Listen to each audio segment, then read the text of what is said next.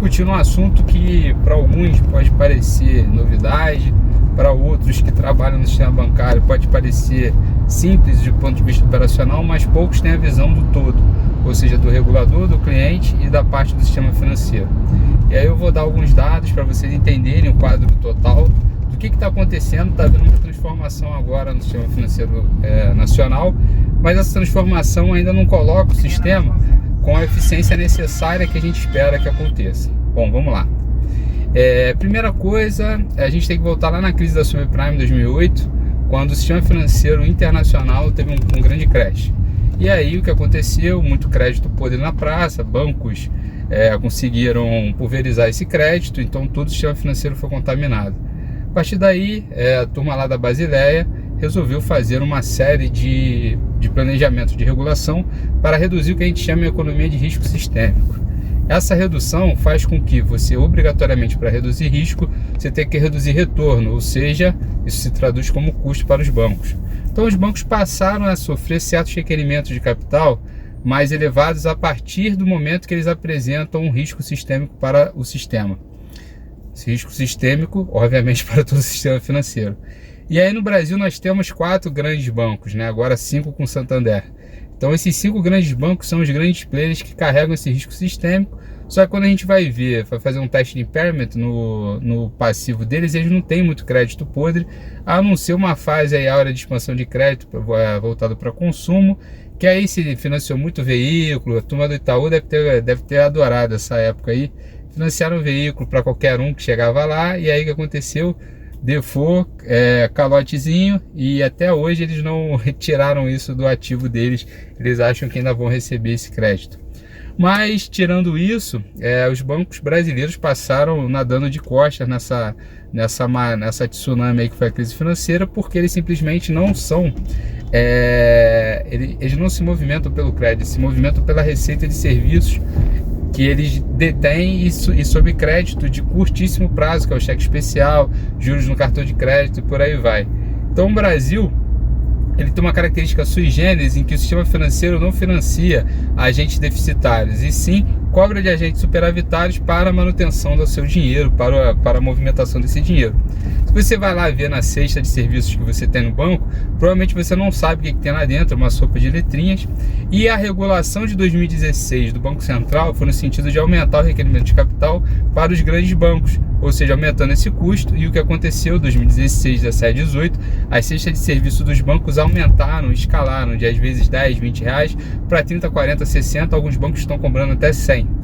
Isso abriu uma porta para os bancos chamados bancos virtuais, os tais das fintechs, que são empresas de tecnologias ligadas ao setor financeiro, por isso que é o nome fintech, entraram para aproveitar essa brecha, porque o custo estava muito elevado. Então vamos fazer o seguinte, vamos ofertar um serviço mais barato, só digital, sem agência, e a partir daí a gente consegue reduzir muito o custo e aí oferecer uma taxa bancária, entre aspas, quase zero.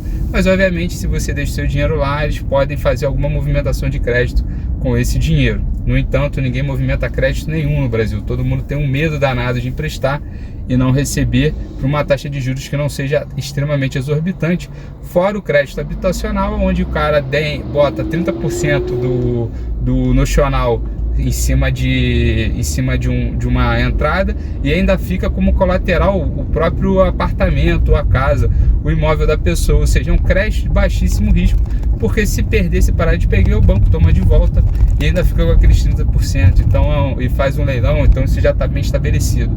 O resto, assim, se você não paga um empréstimo, o que pode acontecer contigo? O seu nome vai ficar sujo, não existe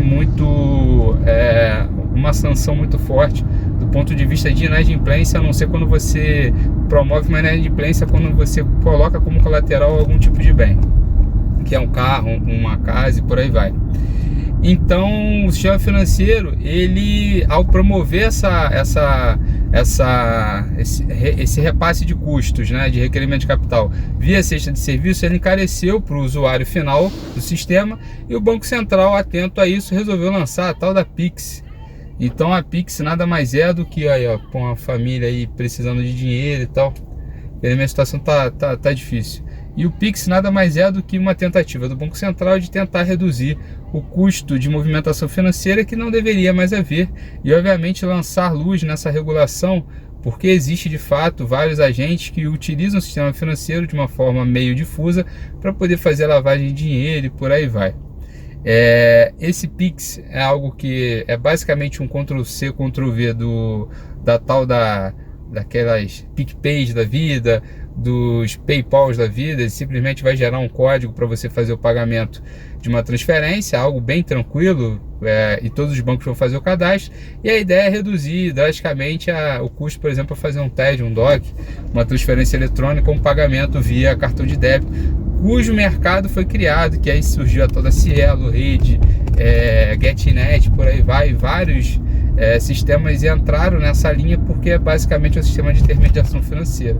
Então o Pix vem numa linha de tentar baratear esses custos. Os grandes bancos vão perder dinheiro de um lado, mas vão concentrar o excedente gerado por todos esses mercados, que cresce muito com o mercado informal, haja vista que a economia formal contraiu demais, só que a economia informal ela virou um buffer, ela absorveu muita gente nessa leva aí de demissões em massa, e mesmo com a reforma trabalhista nada aconteceu, esse mercado não movimentou, mostrando mais uma vez que a regulação no trabalho no Brasil não era o problema, isso aí era um frame de curto prazo.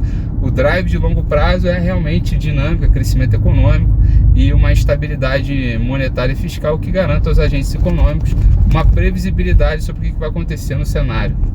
Sem isso, o Brasil afunda. Então, não é de se esperar que vai haver crescimento econômico, nem nada. Mas o Banco Central está tentando lançar mãos regulatórias para que isso aconteça. No entanto, o sistema financeiro brasileiro só vai se movimentar via crédito na medida que você consiga definir direitos de propriedade em cima de contratos. Quando o cara promove o lançamento de um crédito, você ter alguma garantia que você vai receber de volta se o cara inadimplir. Isso faz com que o custo se reduza e mais pessoas queiram emprestar, ao invés dos bancos simplesmente lucrarem por cesta de serviços e crédito de curto prazo. É isso. Se alguém, eu vejo muita gente falando que o Pix vai ser uma revolução, vai todo mundo crescer, não sei o que, meu irmão, não esquece, porra. Tô cansado de acertar aqui, já tô cansado de ouvir nego falando merda, falando que o mercado financeiro brasileiro ia bombar porque os juros estavam caindo. Eu falei que não, que entrasse 95 mil pontos ia deixar dinheiro na mesa. Falei da inflação que ia acontecer de forma galopante caso o governo insistisse na ideia de apenas fazer ajuda financeira e não tirar dinheiro de outros setores que claramente não necessitam. Inclusive o judiciário vendeu férias ainda ao ferir ganhos nessa quarentena, mesmo trabalhando menos. Então, assim, é uma loucura que o governo brasileiro faz com o erário público, gerando mais pressão inflacionária, e simplesmente essa conta vai ser paga lá na frente via inflação. Então isso eu avisei também. E, entre outros avisos aí sobre a questão da pandemia, e o último aviso que o Pix basicamente vai enxugar alguns mercados. Então algumas empresas que trabalham nessa área de fintech, trabalham na área de meios de pagamento, vão sofrer alguma coisinha, porque elas vão simplesmente pegar essa tecnologia que elas foram criadas, foi absorvida de forma bem simples pelo Banco Central e pelos bancos tradicionais. Eles vão passar a fazer isso sem essa intermediação. Vai ser bom para os bancos? Mais ou menos. Olha o que está acontecendo na Bolsa de Valores com o preço das ações dos ativos de banco. Basicamente todos caíram e não se recuperaram na mesma velocidade que os demais ativos. Então isso é uma amostra enorme de que o mercado não está enxergando com bons olhos essa transformação do sistema financeiro. Então fiquem atentos, não fiquem achando que está tudo bem, que está tudo bom e que tudo vai melhorar. Na realidade, eu continuo dobrando a aposta em que o melhor investimento hoje é um passaporte de dupla nacionalidade. Posto isso, um abraço a todos, bom domingo, bom feriado. Deem um like na porra do canal, se inscreva, e se você não gostou, foda-se.